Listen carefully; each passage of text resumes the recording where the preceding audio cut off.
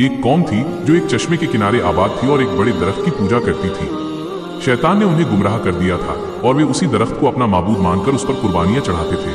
अल्लाह ने उनकी हिदायत के लिए नबी हजरत हंजला बिन सफवान अलैहिस्सलाम को भेजा।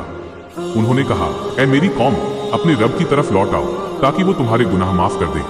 मगर लोगों ने उनकी बात न मानी। नबी ने दुआ की तो उनके तमाम दरख्त सूख गए। इस पर कौम गुस्से में आ गई और नबी को जिंदा एक कुएं में डालकर मुंह पर बड़ा पत्थर रख दिया। अल्लाह ने एक गरीब काले गुलाम को उनकी मदद के लिए भेजा जो रोजाना छुपकर खाना पानी पहुंचाता था। लेकिन जब कौम अपने मेले में मग्न थी तो आसमान पर काले बादल छा गए।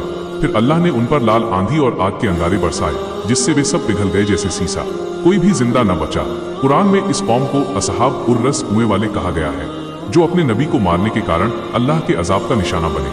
ये कहानी हर इंसान के लिए इबरत है कि जो अल्लाह की नाफरमानी करता है वो आखिरकार उसकी पकड़ से नहीं बच सकता। सुभान अल्लाह अज़ीम।